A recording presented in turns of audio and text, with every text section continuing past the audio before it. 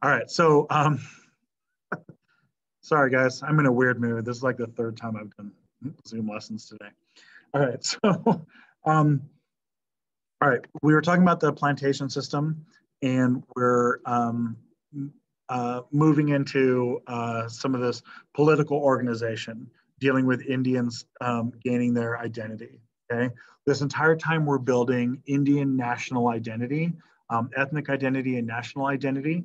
Right. So we have the Sepoy Mutiny, which is doing that. We have the Indigo Rebellion that's doing it. Now, here's on the political side, we're going to get the formation of the Indian National Congress.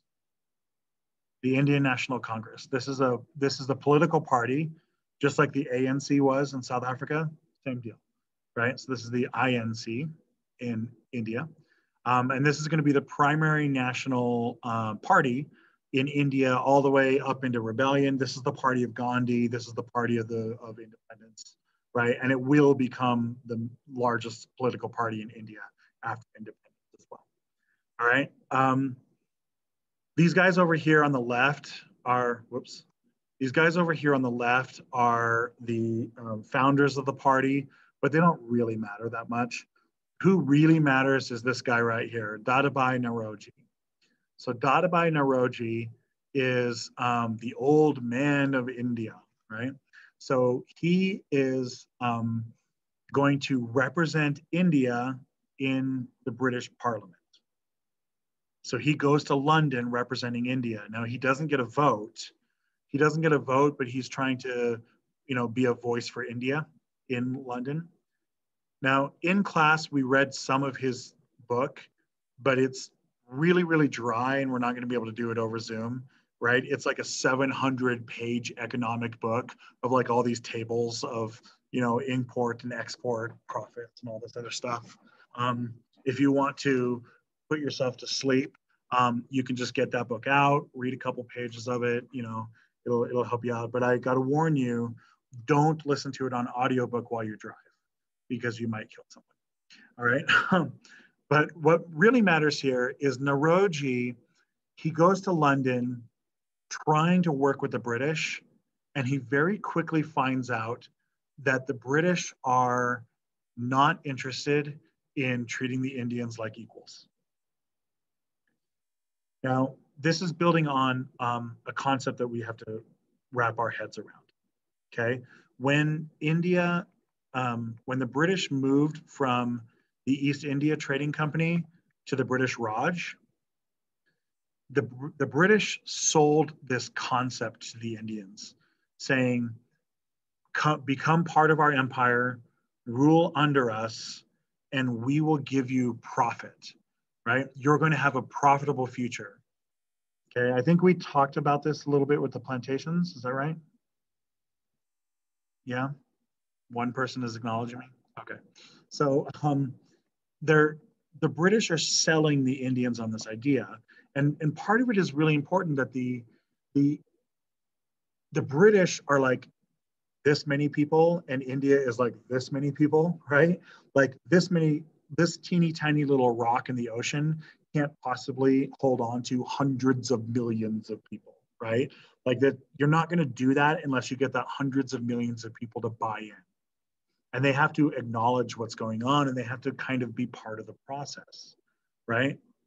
Naoroji goes through all the economic data, and I'm seriously talking like hundreds and hundreds of pages of like economic tables, right? He goes through all this economic data and he finds that India is losing money, losing a lot of money. He calls this drain theory. Drain theory. Now, Naoroji writes this big giant book about drain theory where he's saying that England is in fact draining India of all of its wealth. Okay. I broke down his 700-page book into these main 6 points here. We can put them in bullet points, but like leave it like an indentation where we can put an explanation here. Okay. So the first one is external rule and administration in India. Basically what he's saying is that India, India is having to pay for the British to rule them, and they're having to pay twice for everything because they're paying for the government structure of India, but then they're also having to pay for the British structure on top of it. So they're basically, everything in the government is twice as expensive.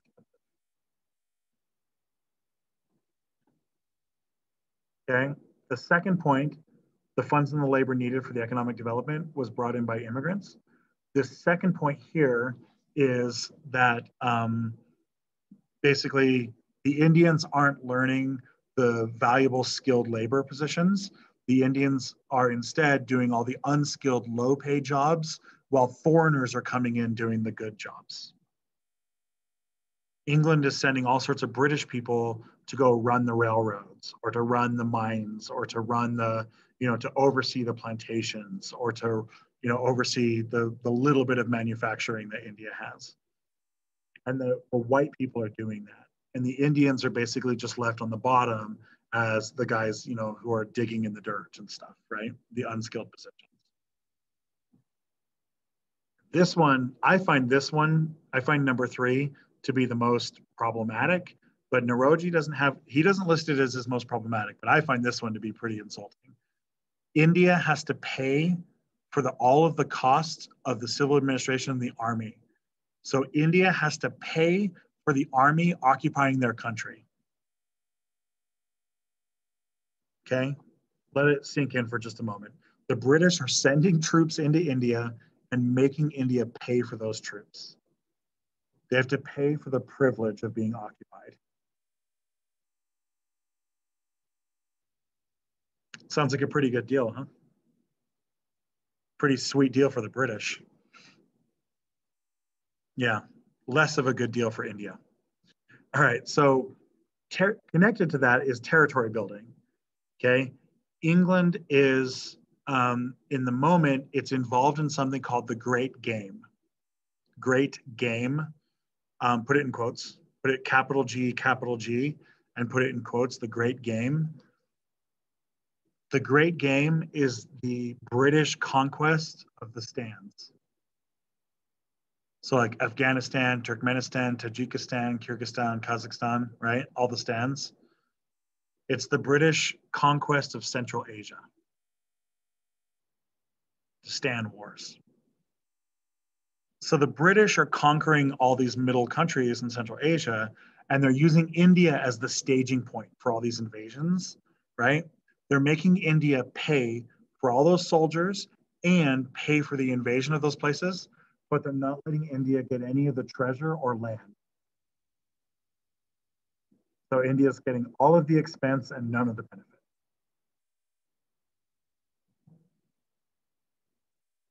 Okay.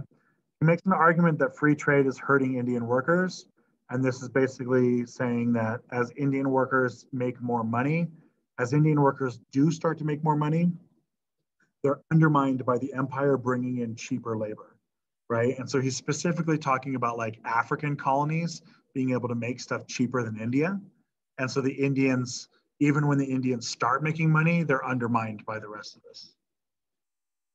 And then the last one is the major earners took their money and left. He's talking about rich Indians who moved away. So these are rich people from India who basically sold their land and moved to London. And they just, live on a big giant pile of money in London. I keep talking about India being a poor country, but India is really big, right? It's not every single man and woman and child in India is poor, obviously, right? There's an upper class, there's a rich class, right? Obviously. And that rich class, as soon as England gives them the chance, those rich people just sell their stuff and go and be rich somewhere else. Okay? Why do we care about this? Naoroji is trying to make a case. He's trying to make a case to the Indian people. Okay? Michael, what do you think the case is that he's making to the Indian people? Like if you had to summarize this into like a thesis statement. British occupation is bad. Okay. And, yeah. That's okay. Let's make it, that's an okay rough draft, right? Let's make it better. Let's make it better. Wentao, can you enhance Michael's argument? British occupation is bad. British occupation promotes exploitation of Indians. Okay. There's something else too. That's good. That's better. All right. What I want you guys to do, let's have everybody write it into the chat room. Pull up the chat room real quick and write in the chat room. Give me a good thesis statement that covers everything Naoroji is saying here as much as you can.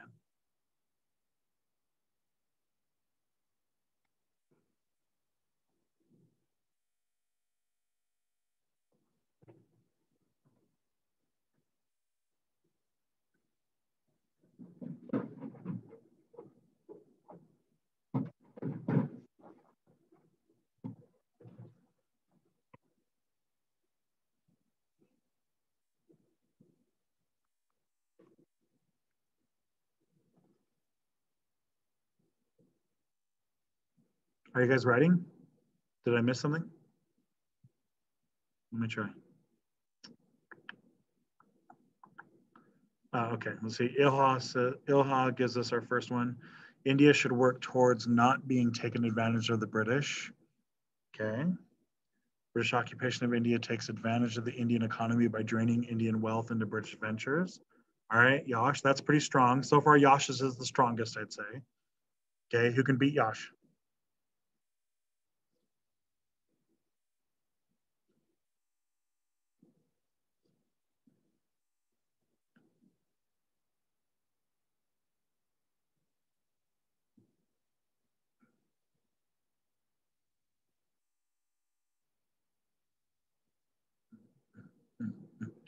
I should have like music playing or something. All right, rule. British occupation of India drains it of resources and breeds poverty. Breeds poverty. Oh, that sounds dramatic. Okay. Although the British claim that their occupation of India can be beneficial to them because of the exploitation of workers and the draining of funds from India for their own good, the British occupation of India is not beneficial and must be reverted. Drew, so close. So close. Who are we missing? Mike, Wentao, Tiff?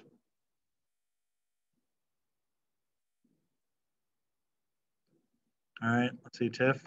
India must fight against British occupation in order to stop itself from being continuously drained of its resources. All right. I appreciate the people using drain in there, right? It gives us a little bit of a Naoroji spice to it, right? A Naoroji spice. It's kind of like a biryani spice, you know. All right. So, I think if we look at Drew's, scroll over to Drew's real quick. I think Drew's includes a very, very important thing that we need to acknowledge, and that's the beginning. Although the British claim that their occupation is beneficial, right? I think that's the most important thing Naoroji is saying. He's saying that the British are lying, right? He's saying the British are lying about the benefits of the Indian occupation, and in fact, they are draining India of its wealth.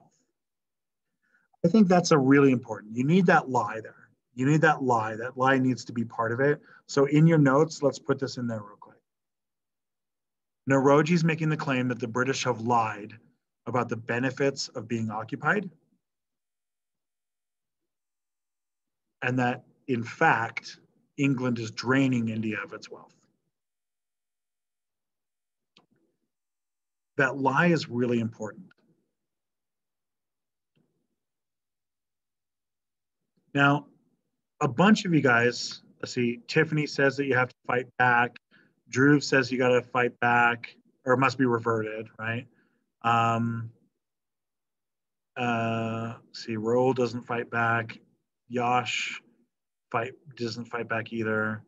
Ilha is not fighting back. Who's the other one that said they have to fight back? Oh, Ilha says we should work towards not being taken advantage, right? This we need to explicitly put in here. Naoroji is not saying fight back.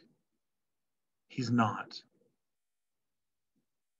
Naoroji's not saying fight back. Naoroji is an incrementalist. He wants to repair the relationship with England. He wants the UK and India to be unified together, and he wants India to be a partner. He doesn't want India to be an occupied country. He wants it to be a partner.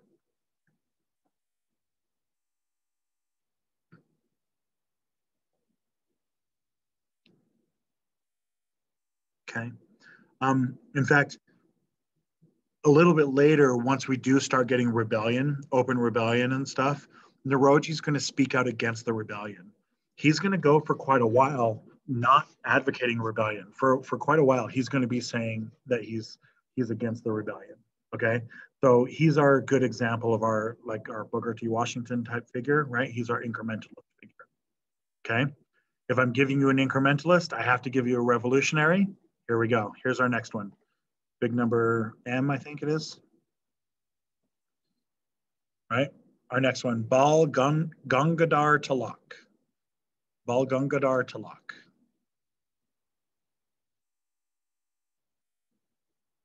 All right. Raul, Yash, Dhruv, do you guys know who Tilak is? No? You don't know, your parents didn't force you to learn a bunch of Indian history?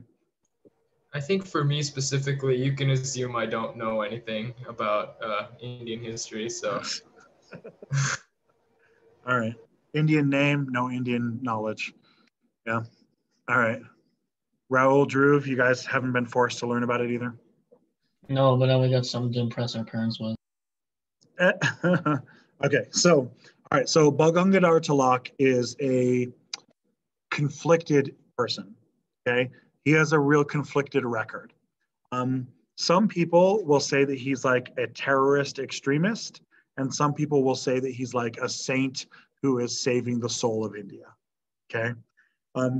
He is a really kind of a controversial figure. Okay, so he's Marathi first. That's his ethnicity. That's his language group.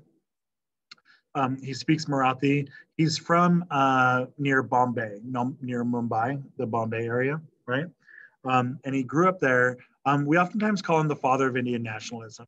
And I'm going to go ahead and say that he might be number 2 behind Gandhi, right? Like if we're listing our most important people in the movement, Tilak might be number 2. Gandhi is easily number 1, right? No competition there, right? But Tilak is in the running for number 2, right? I would never even think about putting him below number 3 or 4, okay? He's going to give us this phrase, Swaraj is my birthright. Swaraj is my birthright. Do any of you guys know what Swaraj means? You guys speak Hindi at all? Raul?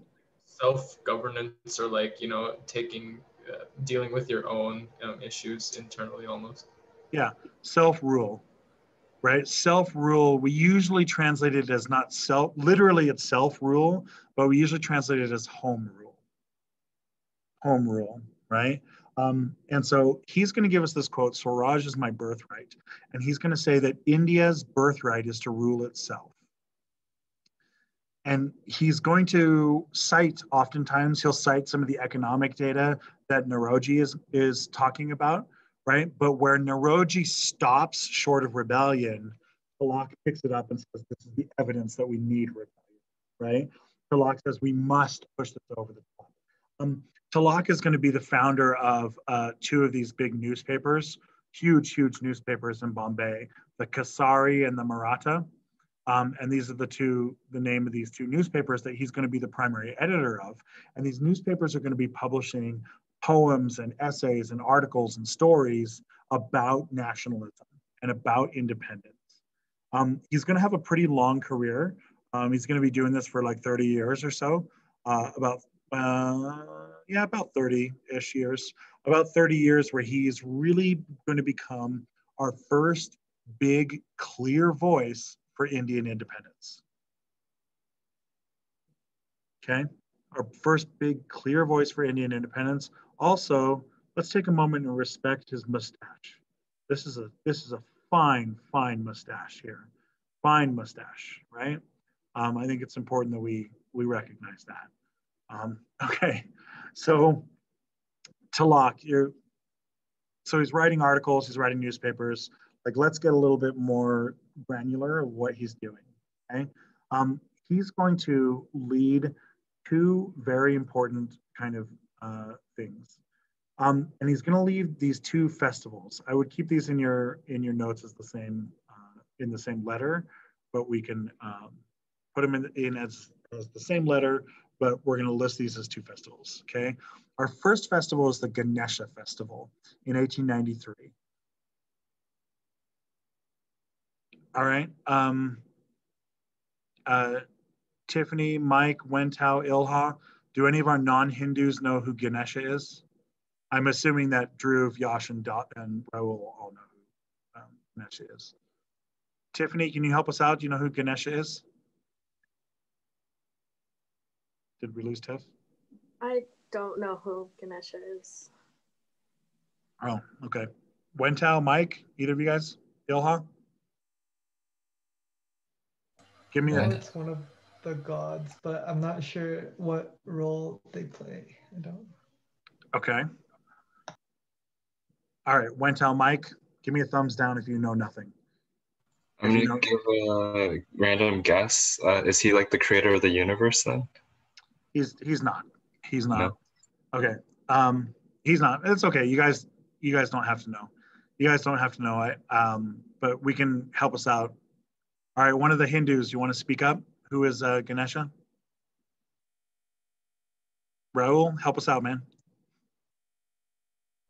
He's the father of, or he's the son of a female god, and then Vishnu or Krishna, and he was created from a statue. Someone made a statue and brought him to life, and Okay. he rides on his toe on the mouse down there. Yeah. Okay. Dhruv, That's you know. all I know. Okay. All right, Dhruv, do you have a better summary? He is the son of the Lord Shiva, and he was in fact created out of a statue. His elephant head comes from his father, who cut his head off out of anger and then hence replaced it with an elephant head later on. Yeah. So he was born. Yeah, that's right. So he had a human head. His head was replaced with an elephant. Ganesha is the god of knowledge and the remover of obstacles. That's his title, the god of knowledge and the remover of obstacles. He's the son of Shiva, which is one of the most powerful, one of the biggest, most important gods in Hinduism, right? He's considered an avatar of Shiva, also the son of Shiva, right? And Shiva is the god of destruction, one of the most powerful gods. And Ganesha is the god of knowledge and the remover of obstacles. So when a Hindu is having really bad problems in their life, right, you would pray to Ganesha to help remove that problem from your life so that you could succeed, right? That's the point of Ganesha, right? I'm gonna go out on a limb here. Ganesha is one of the most popular gods in all of Hinduism, right? He might be the #1 most popular god in all of Hinduism. Very, very popular, very, very, very popular, right? The thing about Hinduism is because Hinduism has millions of gods, right? No Hindu worships all of them, right? There's no Hindu in the world who does that. They would, you'd spend your entire life just listing their names, right? Instead, every Hindu kind of focuses in on a handful of gods that they really identify with and that they really care about, right? Most of the time, Shiva or Vishnu or some of the big ones, but Ganesha is by far, I think he's one of the most popular ones. Almost every Hindu I've ever met has Ganesha statues and stuff. He's very, very popular, okay? Tilak is creating a Hindu festival. And this is going to be a big festival starting in Bombay, but it starts off pretty small with just like 1,000 people, but then every year it's going to get bigger and bigger and bigger. Within about 10 or 15 years, it's going to be hundreds of thousands of people in cities spread out all over India, okay? And it's a festival honoring Lord Ganesha. That seems pretty straightforward, right? It's like a holiday, essentially. He's creating a holiday, right? But this is different. He's honoring Lord Ganesha in a special way. What he's doing is he's trying to unify Hindus together in a Hindu identity that worships Ganesha. He's trying to raise Ganesha up, recognizing that Ganesha is already very popular, right? Raise him up to a position where all Hindus are looking at Ganesha and all Hindus are worshiping Ganesha. And he's attaching Hindu identity of worshiping Ganesha to Indian identity. And what Tilak is trying to do is he's trying to make the equation Hindu equals Indian, Indian equals Hindu. He's trying to tie those two things together, to marry them together, Hindu and Indian. Okay, Hindu, the religion, Indian, the ethnicity, right? He's trying to tie those two things together and lock them in. He's creating Hindu pride, Indian pride, and he's marrying those two things. Okay? Now, nationalism is a tricky thing, okay? Tricky, it's a metaphor I used in class today. Nationalism is kind of like grabbing the ears of a wolf, right? If I grab the ears of an angry wolf, if I hold on to those ears, what will the wolf do to me? It's going to bite me, right? If I let go of those ears, what will the wolf do to me? It's going to bite me, right? Nationalism is kind of like that, right? Nationalism is beneficial, but you have to be really careful. A little bit of nationalism, and you've got like a sports team to root for. A little bit more nationalism, and you've got a rebellion to get your independence. Too much nationalism, and you're opening up death camps and having a Holocaust, right? Like nationalism can go from we like football to kill all Jews, right? Like nationalism can range pretty widely, right? And Tilak is using that. He's trying to grow nationalism. And I think you guys can already tell where he's going with this, right? Ilha, what is he trying to say? What's the message he's sending with the Ganesha festival?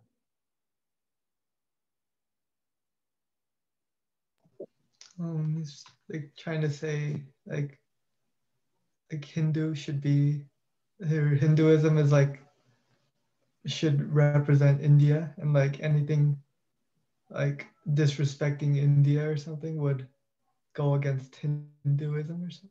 Okay, that's good. That's good, Ilha. That's good, but there's something else that Ilha needs to add, right? Indian equals Hindu, right? Hindu equals Indian. Insulting Hinduism is an insult to India. Insulting India is a insult to Hinduism, right? This transitive property, okay? Who's missing from this equation? Yash, who's missing? It's the Muslims. Yeah, right? Muslims and Sikhs are not part of this equation, right? He's very explicitly saying Indians are Hindus. This means if you happen to be in India, even if you speak Hindi, even if you live and raised and born in Delhi, right? If you're a Muslim, you're not an Indian. This is going to become even more dramatic on this next one, because the next festival he starts up in 1895 is the Shivaji festival.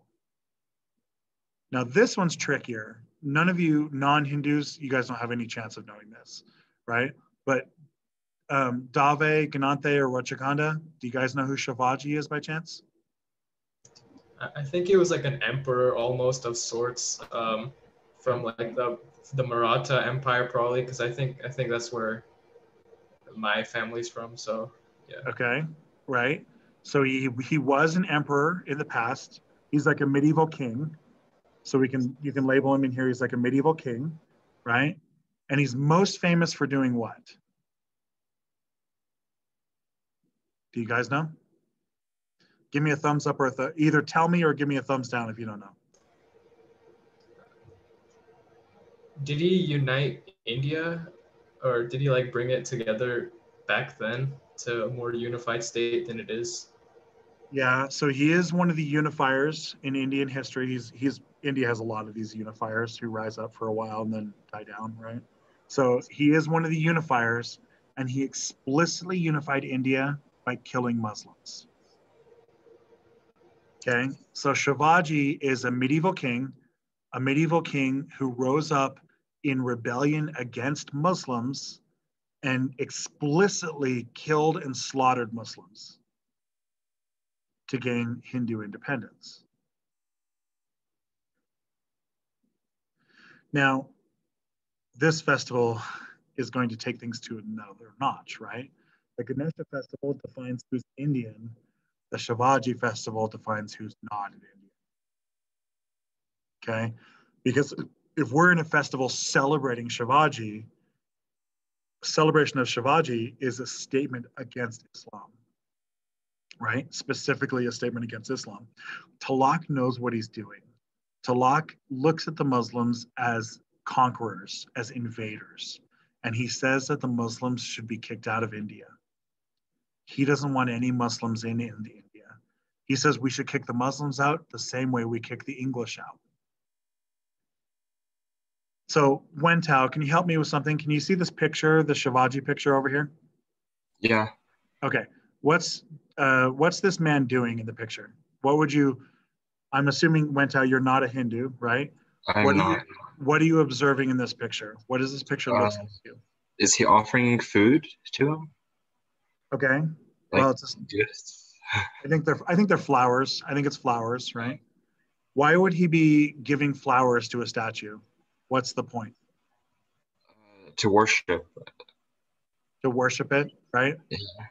Give me a thumbs up if you guys agree that the picture looks like he's worshiping Shivaji. Right? Looks like a worshiping, right? Now, you would be absolutely, he's not worshiping Shivaji, and this is important, we need to put in our notes here. Shivaji's a king, he's not a god. So you don't worship Shivaji. He's not a god, he's not Ganesha, right? Ganesha is a god. Okay, Shivaji was a human, was a man. But Wentao, you're absolutely right. It definitely looks like worship, right? This looks like worshiping, especially if any of you have ever spent any time in a Hindu country or around a lot of Hindus, you'll know Hindus have statues everywhere, right?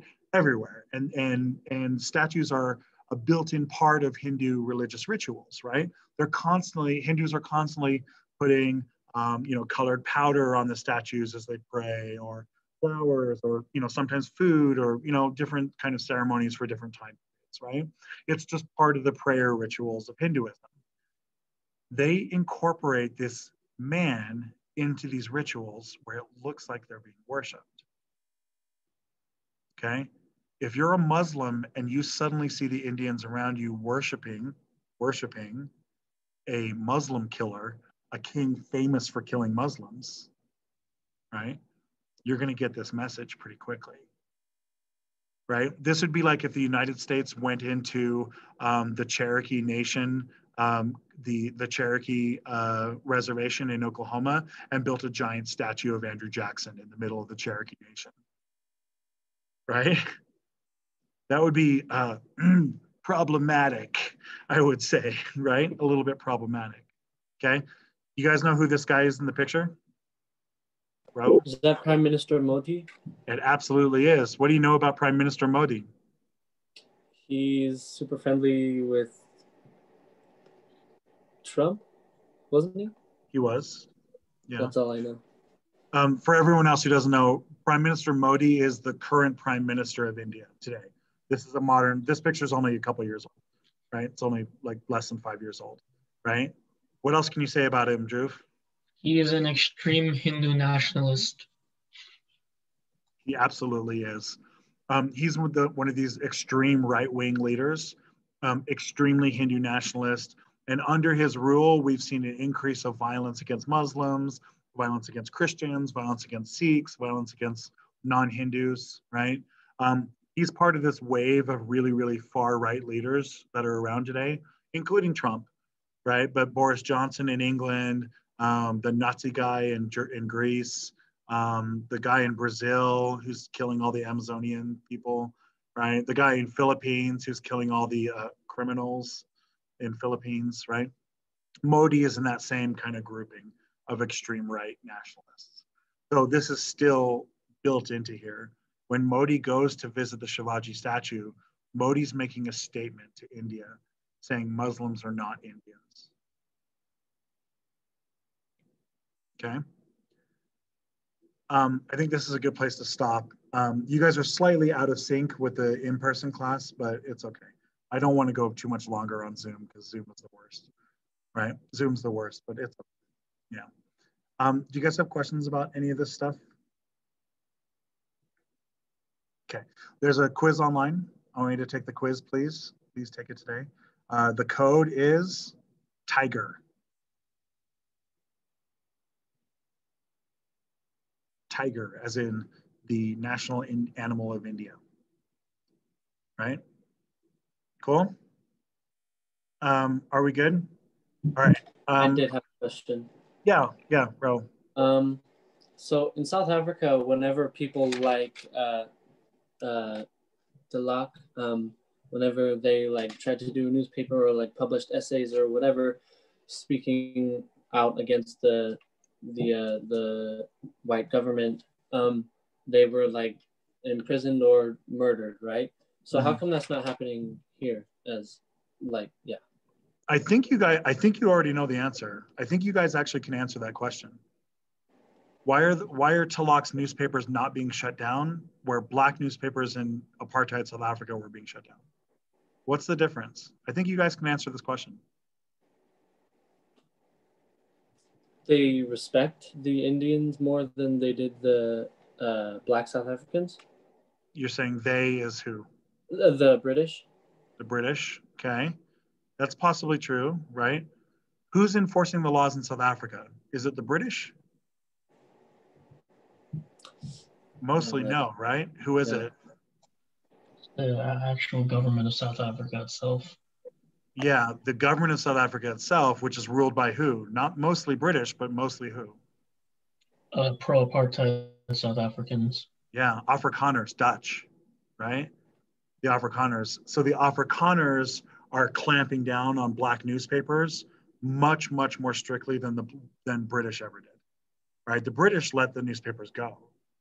And in India, there isn't that Afrikaner group, right? That Afrikaner group doesn't exist, right? And so in India, the British, in theory, want to be laissez-faire, right? They want India to be a functioning member of the empire, right? And so they let India publish and they let India do these things. You're going to see them coming up here pretty soon. Probably by the end of next week, you're going to see the British clamping down on this because it is going to start causing a problem and the British are going to start clamping down on it. But the British are much slower to clamp down on it than the Dutch were, right? In apartheid South Africa, the Dutch view it as like an existential threat. They're like, oh my God, a black guy who can read, right? And they like flip out, right? But the British don't view it that way. The British are like, well, you know, there's a lot of Indians. They're going to write a lot of stuff, right? And they just kind of let it go for a while. The British are going to start clamping down, but not yet. Not yet. It's not bad enough yet. Yeah. Do we have any other questions or comments or anything? We're good? All right. Tiffany's body language is telling me that she is ready to go. She's done, right? Message received, Tiffany. You guys are free to go. All right. You can stay on if you have a question, but you guys are all